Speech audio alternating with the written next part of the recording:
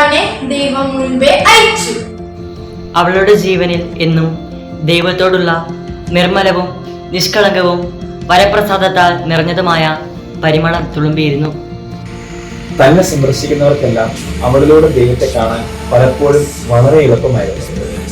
ദൈവം മരത്തോട് ചോദിച്ച ചോദ്യത്തിന് സ്വന്തമായി മറുപടി നൽകാൻ മരത്തിന് അധികം സമയം വേണ്ടി വന്നില്ല. തന്റെ ചെറുപ്രായത്തിന് പോലും ദൈവത്തിനോടുള്ള പൂർണ്ണ മനസ്സിനെയും പൂർണ്ണ ഹൃദയത്തിനെയും ഒന്നാകാൻ അത്രമാത്രം അനുഭവമായിരുന്നു. ഒരു നല്ല അമ്മയാവുക എന്നതല്ല, മറിച്ച് അവളുടെ ശ്രദ്ധ തന്റെ ജീവിതം കൊണ്ട് ഈശോയെ എത്രമാത്രം പിതാവായ ദൈവത്തിന്റെ ആവശ്യപ്പെടലുകളോട് ചേർത്ത് നിർത്താം എന്നതായിരുന്നു.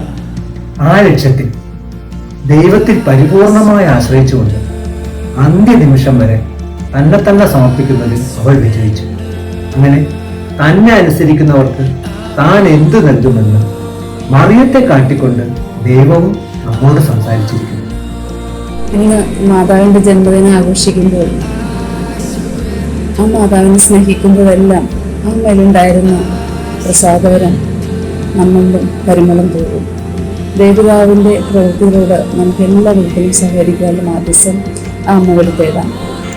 നമ്മുടെ കുടുംബത്തിലെ ഓരോ അംഗങ്ങളുടെയും ബർത്ത്ഡേ നമ്മൾ ആഘോഷിക്കുന്ന പോലെ തന്നെ അവൾ നമ്മുടെ അമ്മയായിരിക്കെ പരിശുദ്ധ അമ്മയുടെ ജന്മതിരുനാൾ നമ്മുടെ കുടുംബത്തിലും ആഘോഷിക്കേണ്ടത് ആവശ്യമാണല്ലോ. നിങ്ങളേവർക്കും നമ്മുടെ അമ്മയായ പരിശുദ്ധ കന്യകാമറിയത്തിന്റെ ജന്മത്തിരുന്നാൾ ആശംസകൾ സ്നേഹത്തോടെ നേരുന്നു. അവളെന്നും നമ്മുടെ നാഥയാണല്ലോ. ഘോഷിഷ്ഠാവുന്ന അവളുടെ നെടിലിന്റെ കീഴിൽ നമ്മൾ സുരക്ഷിതരും ആണ്. നമ്മുടെ കർത്താവ് ഈശോമിശിഹായുടെ കൃപയും പിതാവായ ദൈവത്തിന്റെ സ്നേഹവും പരിശുദ്ധാത്മാവിന്റെ സഹവാസവും നിങ്ങൾ എല്ലാവരും കൂടി ഉണ്ടായിരിക്കട്ടെ, എപ്പോഴും എപ്പോഴും എന്നേക്കും. ആമേൻ.